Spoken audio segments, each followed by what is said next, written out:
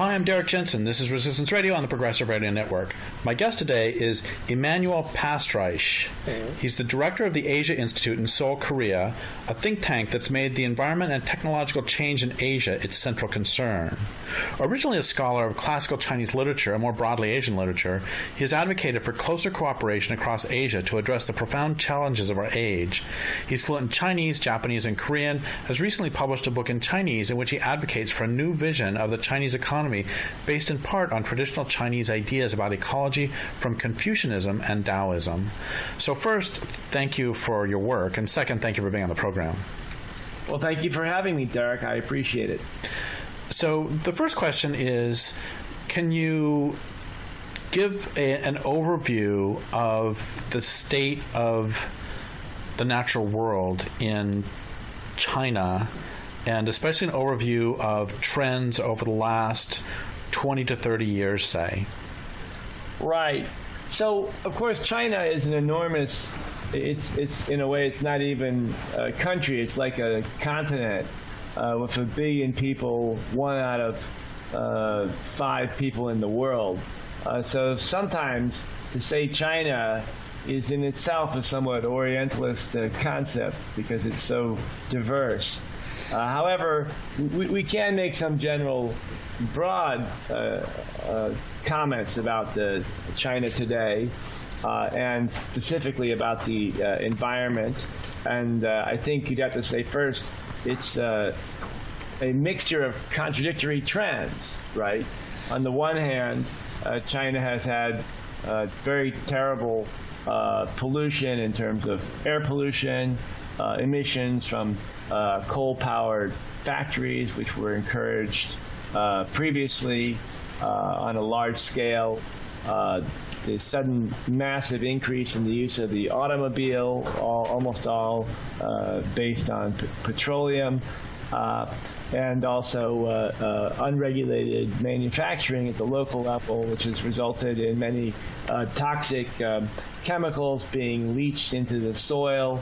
And then finally, maybe even worse than that, the increasing arid lands, desertification in the north, especially along the Gobi Desert and down into Inner Mongolia and Gansu and heading towards Beijing, which is actually not entirely China's fault. It's a result of the changing climate of the entire globe. On the other hand, China has invested on a scale which is unmatched by any country in the development of renewable energy, has set extremely ambitious goals and implemented them almost unfailingly to increase the use of wind power and solar power, and has shown, because of the nature of its political and economic system, to be able to implement these moves much more effectively than many other countries. And although there are some respects in which there have been cases in which the Chinese government has been very sensitive about criticisms on the issue of pollution and the environment, on the one hand. On the other hand, there's been a more general discussion about environment, I think, in terms of real policy that can be really implemented than you find in the United States, in which we have sometimes a rather delusional sort of state in which people are somehow, in some vague sense, aware of environment, but it's almost impossible to actually do anything. And finally, I'd say that we have to understand the Chinese situation for the environment in terms of the unregulated global trade system, which has allowed countries like I'm from the United States, so I tend to talk about your main audience is in the United States, or it's around the world, or do you have a sense of? Let's say mainly United States, but not excluding the rest of the world. Right. I have no bias, but unfortunately I had the misfortune to be born in the United States, and I have a slightly American-centric view, even after living in Asia for 9 years. But in the case of the United States has dealt with very serious problems environmental issues related to manufacturing by moving factories to China, and companies, American companies specifically, have been perfectly happy and even encouraged the skirting of regulations and the undermining of laws on the environment in China. So a lot of this has to do not with China at all, but with the United States and other countries who have used China and the cheap labor in China and the ability to use their economic and to some degree cultural authority to at the local level in China get these practices which have been so destructive to the environment in place. And I guess one last comment would be that very sadly, in fact, it's India which is now starting to take up a lot of the slack, and in the rankings of polluted cities, unbreathable air.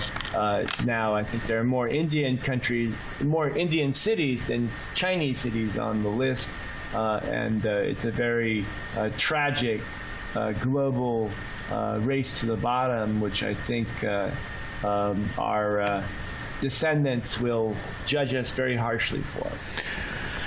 Well, thank you for all that. And there are so many rich directions to go with what you said. And one of them is you talked about a difference in levels of denial. It sounded like you were saying about. Yes.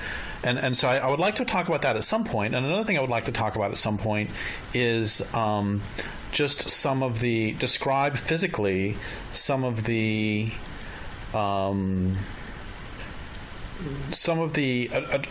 environmental atrocities that are happening in China, but I think the direction I would like to go first is to read you something that my niece's husband said to me. And I've already sent you this in an email. My niece lived in Beijing for several years and married a man from China, and they were visiting my mom, and Shawei and I, that's my niece's husband, went to Walmart. Wonderful place, irony. And standing in the parking lot of Walmart, this is a direct quote from my nephew, who I'm my niece's husband, who is not, by the way, politically. He and I don't necessarily agree on everything politically. Right. Nope. And he says, quote, "All these Americans buy all these cheap consumer goods made in China, and that's been good for the Chinese economy, but not good for the air. In my lifetime," he's about 35, "in my lifetime, I have seen the sky in China go from blue to gray to black. Also, Americans and others can have cheap goods. I understand this is the price we have to pay so a country can develop its economy, but I don't like it." Right. Well, there are a lot of precedents for this. I mean, if you have done a little background checking, we know that, say, Great Britain in 1950 had a terrible air and a lot of pollution, and that Tokyo in the late 60s, early 70s had terrible air, like actually worse than what you find in Beijing today. And there is a general assumption in China that there's like a passage, sort of rite of passage of economic development. However, the scale in China, plus the end game of climate change, means that this is just not like those previous cases, although we're all responsible. I mean, it's in the case like talking about whales, right? So Americans are very angry, and or many people in the West are very angry or irritated that Japanese, for example, fish for whales and kill whales every year, and that's understandable. It really is unfortunate and a mistake, considering that whales still face many challenges and their numbers are not that great for Japanese to continue whaling. However, to blame Japan is ridiculous, right? Since it was the United States which slaughtered 85% of the whales in the world, and made enormous profits, which had a lot to do with economic development in the United States. So this is part of an ongoing pattern. I think maybe the most essential part, we tend to, at the beginning, think that environmental issues have to do with, emissions, policies, regulations, and renewable energy potential, etc. But in fact, ultimately, it's an issue of culture, right? That this idea that you could, evaluate, assess the strength of the economy or economic growth in a short term without any consideration for where you would be in 20 or 30 years, the seventh generation principle of the Cherokee Nation, and that you could do so without actually assessing the impact on the global ecosystem of cheap production, is so irresponsible. I mean, we all do it because it becomes such a profound part of our culture, but it's so incredibly irresponsible. And I wrote an article about, now I guess 7 or 8 years, I wrote several articles on the question of basing currency and assessing the state of the environment, so that if you have an assessment for the United States of like economic growth or GDP for a year, that you should have an equivalent statistic for the state of the ecosystem for that year, and everything, your calculation of growth should take into account all these consequences. And there have been several articles written recently in which people have said that essentially no companies are profitable if you take into account the total impact on the environment and the total impact for future generations, that everything we're doing is not sustainable. And I think that it's really tragic, sort of sad, I think, because in a way this somewhat fraudulent view of what economics means, Chinese have also to some degree, as you were mentioning, it's your brother-in-law, was it? My niece's husband. Sorry. Has also both is frustrated rightfully with what he sees, but at some level also accepts many of the underlying principles. And if you look at Chinese economic policy, agricultural policy, how the environment was viewed traditionally, say in the 17th or 18th century or before, Chinese extremely effective in organic farming, took long-term views, did not accept the short-term approach to assessing economic development, and did not agree with a consumer-based system, right? Traditional Chinese values, economic, sort of social, ethical values, were on restraint and sort of low, seeing low consumption and renewability as an ethical imperative. That's really traditional China. So in a way, to look at China and say, oh, China's doing all these bad things that the West isn't doing, is hypocritical it's wrong in multiple levels. One is the West, so-called West, whatever that means, the U.S. is outsourcing things to China, so it doesn't have to deal with the consequences of manufacturing. It doesn't have to make the innovations and changes in its society and economy that it needs, on the one hand. And the second is underestimating the fact that the actual solution to the problem may lie with adopting many of the principles and approaches and policies which come from traditional China. So I want to come back in a moment to ask what happened with. I mean, obviously, a lot of things happened between the 18th century and now. But so, what happened to that land ethic? But before that, I want to really hammer this notion that you've said a couple times about it's so easy sitting here in California for me to go, oh, those damn Chinese. I mean, the sky is black and the rivers are devoid of fish, and there are places, this is true, there are places in China that are so polluted that there are no pollinators. And that's completely horrifying. And so it's very easy for me to sit here in this redwood forest and say, oh, those terrible Chinese who are doing that. But then we come back to, I'm thinking about global warming, for example, where emissions are counted for the country where the emissions are actually set into the air. So if I buy the most groovy solar photovoltaic system in the world, and now generate electricity, and I am the most righteous person that has ever existed because my carbon footprint is zero, but it ends up that this solar photovoltaic system was manufactured in Baotou, China, so they get credit, they get negative credit for the emissions, and I get the joy of being groovy.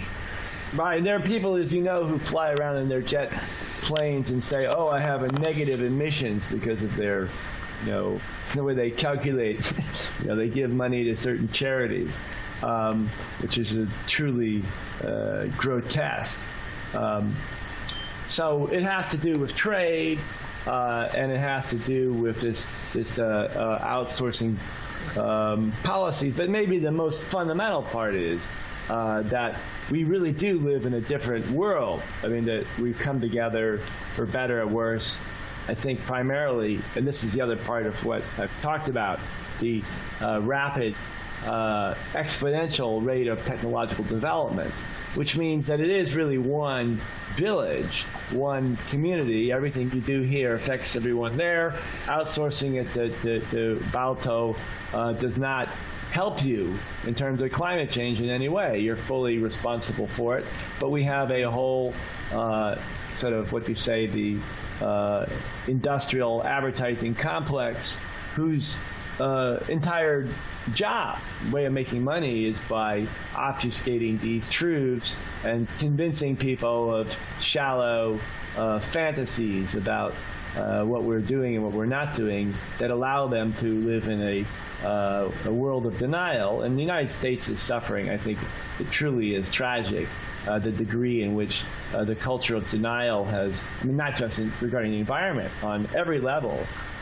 There's a culture of denial which has become extreme, pervasive, and advertising firms and political consulting firms, their primary product that they're selling is ways to encourage denial. So it's very, very serious. And the Chinese can I say one more thing on? Oh, please. Regarding, so another issue which has come up, which I've noticed many, many times, is it's not just the United States. I mean, we find this in the Scandinavian countries, in Europe. People are very self-righteous, unaware or intentionally unaware. They're certainly capable of knowing that the products they buy that are imported impact the environment, and also knowing that that many of us have had good educations. We have some knowledge about these issues.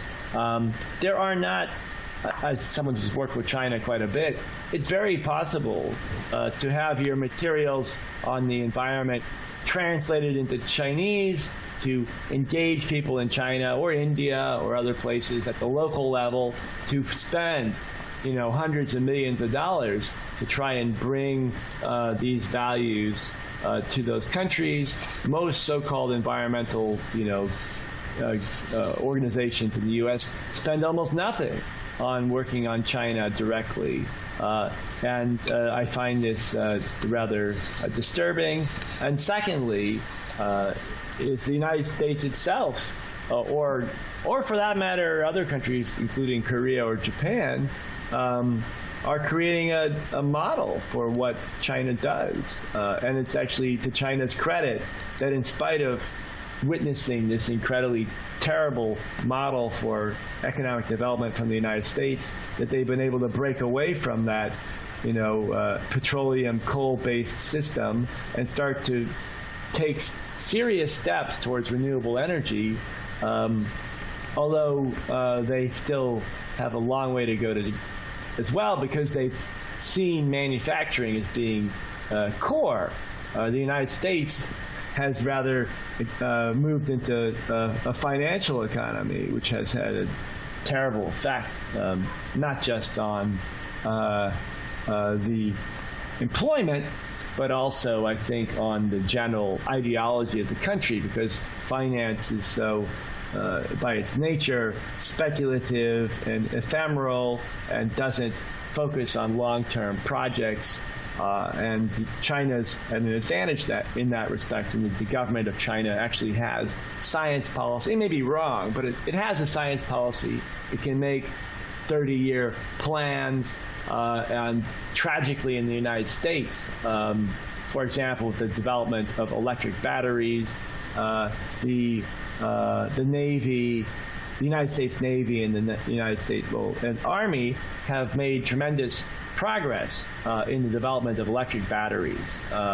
And so why is that happening in the military? Because the military is the only part of the government in the United States which is capable of offering firms or organizations 30-year contracts, right? So if you want to move to renewable energy, you have to make a 30-year plan. But in fact, the United States, tragically, the military is the only part of the economy which is capable of doing that. China, however, can do it. So let's back up a second, and I wanna bring you back to something you said earlier about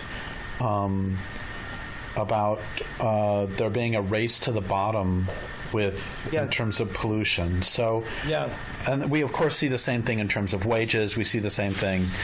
Yes. When you have this absolute mobility, well, I guess capital isn't absolutely mobile because you can't really move a factory. It's not so easy. But when you have relative mobility of capital, it's been seen as a virtue to do that. I mean, essentially. So how?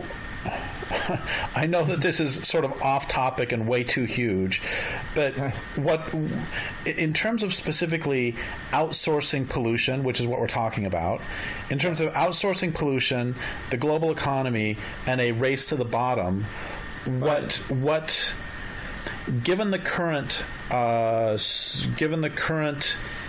international social structure or whatever, what can be done about that? This isn't a wind down question yet. This is, what can be done about this constant race to the bottom?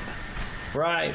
So there are other people who've written about this more profoundly and more in a much more informed sense than I have. So I hope you'll forgive me if what I say seems like a caricature of what others have said. But I think it's still valuable to articulate the general question. So first is that we have now global institutions which are basically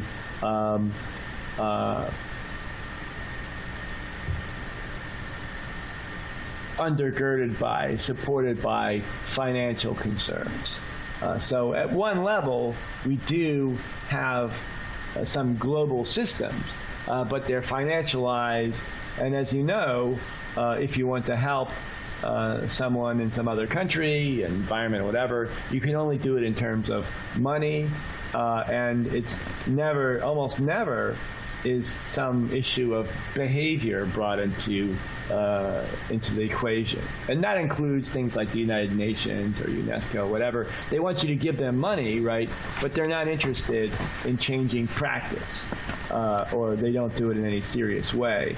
And I think that's been a crippling aspect of our globalization project. Globalization itself, cooperation or communication between people around the world, is not bad. It's good and absolutely necessary. But sadly, that dialogue has been underwritten and dominated by certain concerns who benefit from this particular approach of outsourcing. They go parallel, right? The low wages and the outsourcing of pollution. how do you stop it? Well, I think, if you take the sort of Gandhi approach to it, it would say you stop it by first changing your own practice, which I think if you try, which I have, you'll soon discover is really, really hard, right? If you decide, for example, you don't want things wrapped in plastic because you're concerned about climate change, right, and the use of petroleum, you're going to find it hard to live, right? Every single act becomes a criminal act in a way, and some of us have gone through that. I'm not sure if that's the way you should live, thinking that every single act is somehow a participation in a sort of a criminal conspiracy. But I think that awareness is maybe really the first step, right? That every single time you pick up something made out of plastic or imported, and that every time you concerned only about your local situation and not aware of the way in which the entire biosphere is connected, that what happens in China affects you, what happens here affects China. That's the first, I guess, real step. And in the United States, we have so many people climate change. This is the larger question, climate change. But we're really facing the biggest question is just denial culture, right? That you don't, it's so big, it's so challenging, and it goes to the roots of everything that we assume is essential to how the world works, that vast majority of people would prefer just to say, I didn't know this, right? I'm not even aware of it. I don't want to think about it. And so it's a very painful process to sort of force oneself to change one's own behavior patterns. I can go beyond that and say ways in which you can cooperate, emphasize local economies, but have them linked globally with parts of networks, set up systems for assessment so that you have statistics about what the state of the environment is, and those are presented so you don't just get, economic growth rate of 5.2, but you also have a rate for, what the state of the environment is, or that the growth rate has to include within it all the the environmental impact of what you're doing both locally and globally. But that part I'm less expert on, and in a way you can't really get to that until you first get the sort of the change in terms of people's thinking, their behavior, their sense that this issue is not an abstract one, it's a profound ethical one, and it has the I always hate to use that moral equivalence of war, because war of course is part of the problem here, but there is something to that in the sense that the demand for sacrifice, commitment, and a total sort of transformation of the economy. This is of course what people like Jill Stein have spoken rather effectively about it. Is really essential. In the case of Jill Stein, of course, her sort of 30-year plan for renewable energy in the United States is way too slow. We'll be lucky if we survive following that sort of a directive. So it really is tragic and very frustrating to see just how slow we have been in coming to terms with this crisis. So let's talk for a moment about, and I'm not asking you to do the last 350 years of Chinese history, right. but can you give a couple of mile markers along the Sure. way for Chinese philosophical transformation from a way of living that was not so destructive of the land, right, to what we see currently? Right. So let me first say that the Chinese traditional organic farming, irrigation, land and soil conservation policies, and it was also true, of course, in Japan and Korea, were distinctly effective. Maybe it was the most sophisticated, civilized, sort of complex bureaucracy, including advanced manufacturing, which was essentially 100% based on organic farming. So it's a model. It's not something just from the past, but it's probably a model for what we can be in the future. There's a famous scholar, F.H. King. He was a professor at the University of Minnesota, and he went to visit China, Japan, and Korea. He wrote a book called Farmers of 40 Centuries, published in 1910, I think, in which he said then the United States should model its agricultural policy on what's done in Asia. This is the tail end of the traditional agriculture in Asia. So it was very, very impressive, and includes, of course, complete, real recycling as opposed to sort of ersatz recycling. Anyway, so the biggest sort of landmark in the history is the Opium Wars. In the Opium Wars in the 1840s, and they continued on what was called gunboat diplomacy later. The Great Britain had a trade deficit with China because China produced tea and Chinaware, and Great Britain couldn't sell anything to China, so they started selling opium. The Chinese tried to stop them from selling illegally opium in China, and the British responded by bringing in their newest battleships and weapons, cannons, and they were able to completely destroy their Chinese opponents and force upon China a humiliating set of unequal treaties, which made parts of China into semi-colonies, and that continued. With Hong Kong, it continues in part to the present day, but of course much has been recovered. So what was the effect of this? Well, first, in terms of military strength and technological development, China and England were not that far apart 40 years, 50 years before that. So what had happened was you entered the Industrial Revolution, and the rate of sort of technological and industrial change starts to become exponential, and you get this enormous gap. So China, ever since then, even today, is profoundly aware of how the West, with its advanced technologies and its aggressive global trade system, able to humiliate China and turn China into a semi-colony. And there's concern that this is, of course, going on to the present day, and that undergirds many, many policies and attitudes. And by the way, I think it's not totally wrong, because although things have changed since gunboat diplomacy and the Opium Wars, there still is a group out there in Great Britain or the United States who are thinking in those mercenary terms. So the next stage was... Wait, so part of that was basically fool me once, shame on me, fool me twice, shame on you. It's like invade me once, shame on you. Right. Invade me twice, shame on me. It's not going to happen again. Is this what you're saying? So we have to develop economically. We have to adopt everything. So this is what happened from especially from the 1890s on.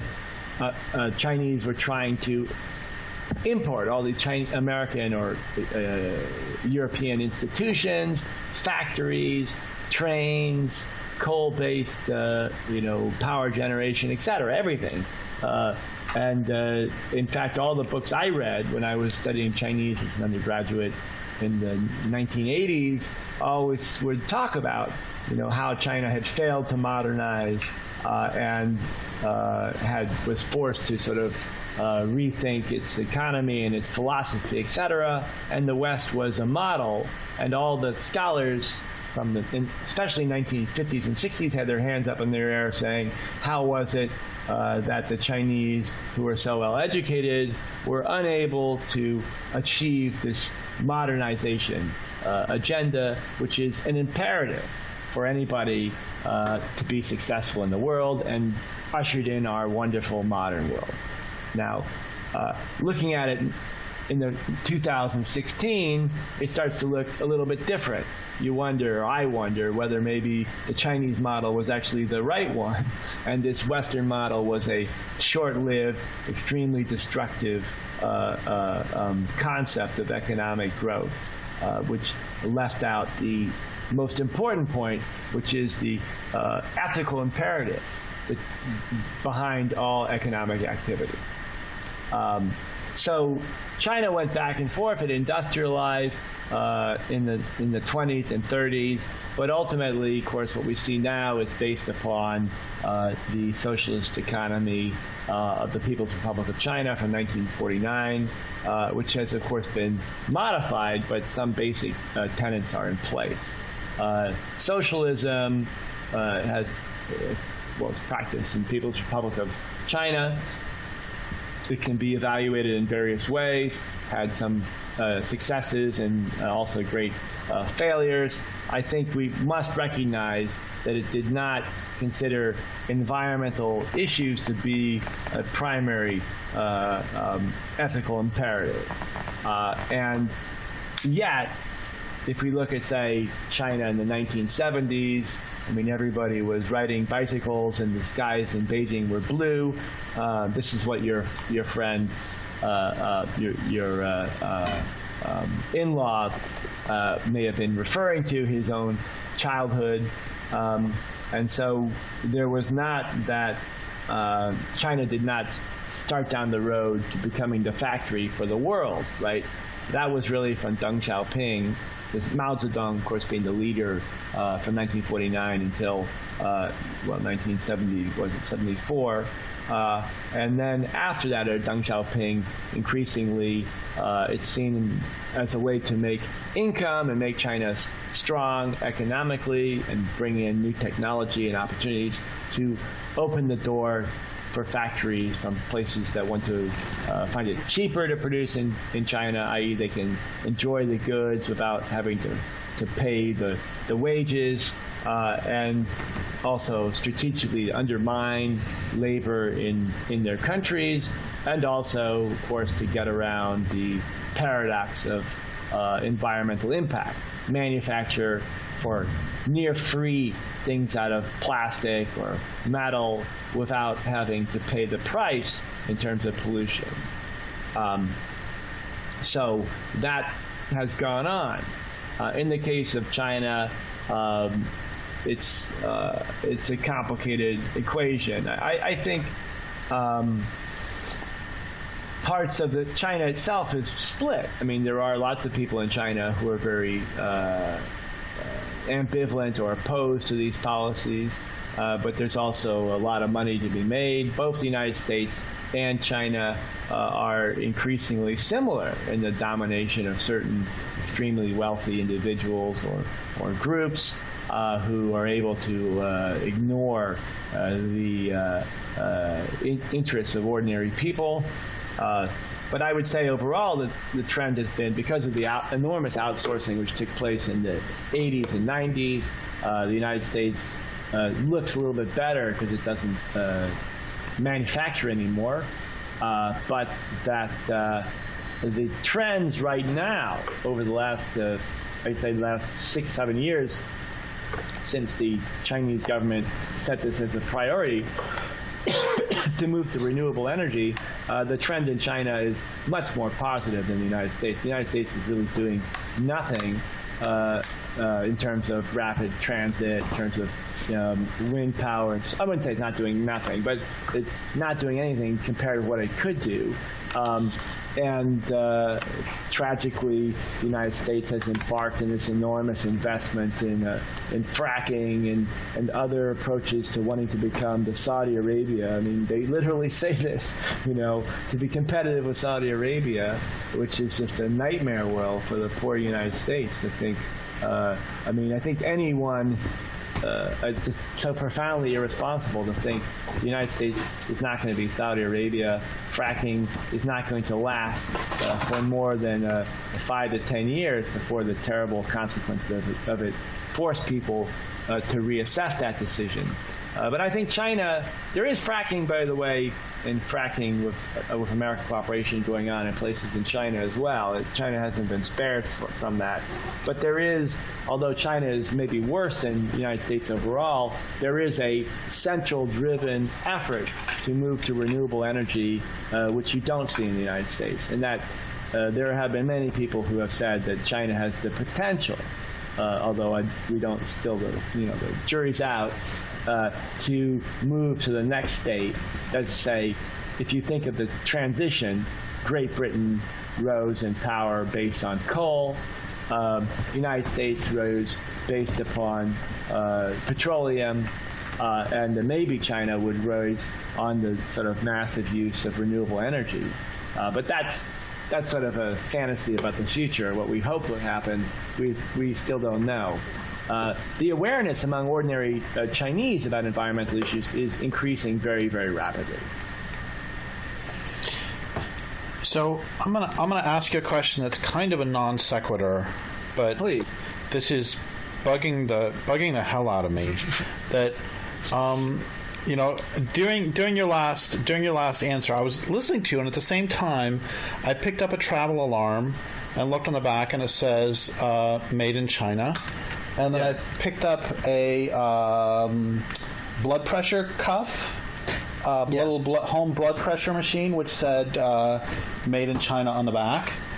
And then here's some cough medicine that's actually made in India, so we'll leave that aside.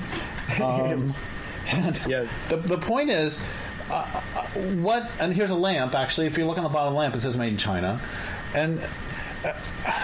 I mean, I knew that China made a lot, but do we have any idea for the numbers? And I know, obviously, there are. I mean, we'd have to be very careful in figuring out the statistics, because a person because the United States probably relies more on imports from China than does, say, I don't know, Botswana or something.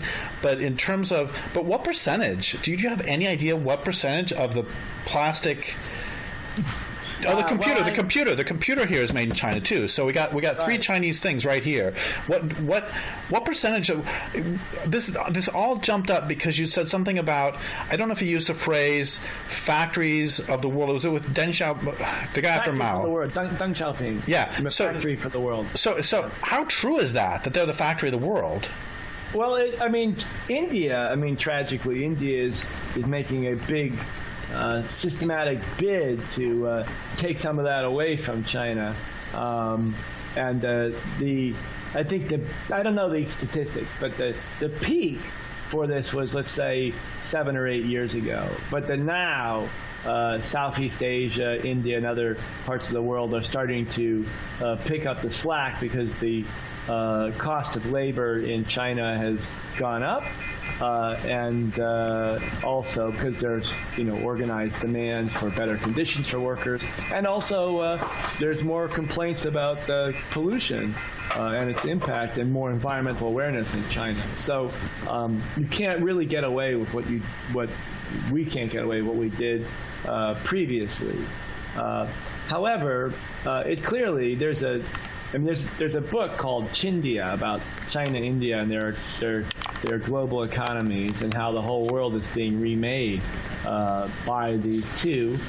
And they're, of course, based upon this system is based upon the assumption that transporting things around the world is free or near free, right? It's by externalizing or ignoring the environmental and or other costs of using petroleum for transportation. In the United States, in the most extreme example, you have these cases recently, this came up, in which chickens are grown in the United States, and then they're killed, frozen, and then shipped to China, and then in China they're processed, right, skinned and cut up into bite-sized pieces, and then they're shipped back to the United States, right? So just for the comparative advantage of low wages in China, the United States is taking its chickens and shipping them, in freezers to China, and then bringing them back. So that's I think unprecedented in world history. We've never tried to do anything quite as crazy as that. And it's in some respects getting worse. I see in the United States and in Korea now. I'm not in the United States as much anymore, but people consume things, throw things away with sort of reckless abandon. I mean, you would have thought that at this point in the game, people started to say, hey, it's a crime, buying something wrapped in plastic, throwing something away, going through 5 umbrellas in a year, or 10 or whatever, that this is just wrong. It's ethically wrong. I have to stop it. And yet we have not been able to make that first brave step to say, I think the first step is to say that economic, environmental issues are ethical, and that every aspect of your life is part of that. And we have to start at, immediately, right? With one's own actions. So we have about 4 or 5 minutes left, and another tall order here. Just like we just had you do 200 years of Chinese history in 30 seconds. Can you, in the last 4 minutes, give you are suddenly, tomorrow you wake up and you have been declared the leader of the Chinese economy. Or the world economy, for that matter. World economy, yes. And because they're all interdependent in some ways. Right. And so what is you say you advocate for a new vision of the Chinese economy based in part on traditional Chinese ideas about ecology from Confucianism and Daoism. So you are put in charge of the Chinese/world economy tomorrow. Right. And what do you mean by this new vision that you're advocating? Right. So, I have written about, the direction, and I don't think the ultimate direction for China is different than it is for the United States. That the United States and China have a lot in common, although, of course, the United States is more finance and China is more manufacturing. But that's going to have to change in the future. The United States has to go back more to manufacturing. I think... there are several things. First is to make the ethical imperative in the economy, and specifically because the economy impacts all the environmental issues are related to the economy, to make it visible and make it center stage, and to calculate economic, and this has been written about at great length by others. Visible, so that when you figure out you want to build a factory or buy something made out of plastic as a gift, it's figured into the price, the total cost of it, and also that there are supports for this. I think also in the case of the United States, of course, and to some degree in China as well, we have to realize that the enormous amount of money that we spend on things like fighter planes and aircraft carriers is going to have to end. These objects are totally useless against climate change, and we just don't have the money because we're going to be spending, trillions of dollars to try and stay alive over the next 40 years. So we have to, I think, quite radically change the economy. I think. I hesitate to summarize the details of it because first I didn't really prepare for that, and there are others have done a much better job. But I would suggest going back to traditional economies. China is, I think, maybe one of the most sophisticated, say, Chinese economy in the 18th century or 19th century, because compared with what was happening in Europe, it was still, it was not, there was no wasn't predatory in that sense. And trade in China was less predatory. In the West, they tended to be moving in with colonialism, especially in the 18th and 19th centuries, to securing resources overseas, holding colonies, and bringing it in to make income, and that analogy, sort of like taking something where you can't see it and getting value there and bringing it back, affected the whole approach to the economy So we can learn an enormous amount from traditional approaches to economics. Chinese, the term in Chinese for economics is, or the economy is Jing Zhi, which comes from the original term is Jing Zhi, Jimin, which means to support oneself through the year, and also to help the people as a sort of a moral imperative. So the original Chinese concept of economy was never detached from the idea of a moral or ethical imperative for what should be done. So I think that we would do very well to bring that back in every aspect of our approach to economics and environment, which of course are the same thing, really.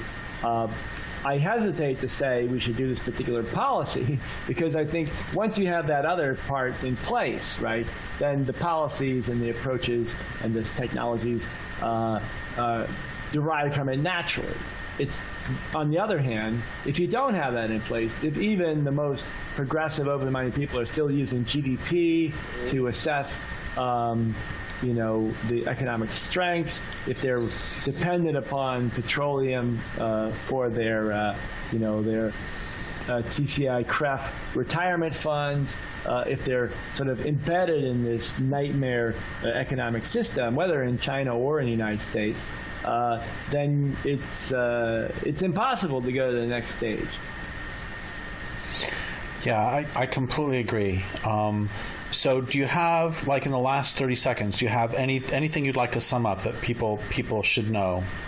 Well, I think we should take China seriously and engage with Chinese. I mean, nothing could be more valuable and is now more discouraged than actually talking with Chinese, citizen to citizen, organization to organization about what we're going to do. And the Chinese I've met have been very open to this. I think it's a myth that the Chinese are closed and not willing to engage in a serious discussion. Well, thank you so much for this, and I would like to thank listeners for listening. My guest today has been Emanuel Pastreich. This is Derrick Jensen for Resistance Radio on the Progressive Radio Network.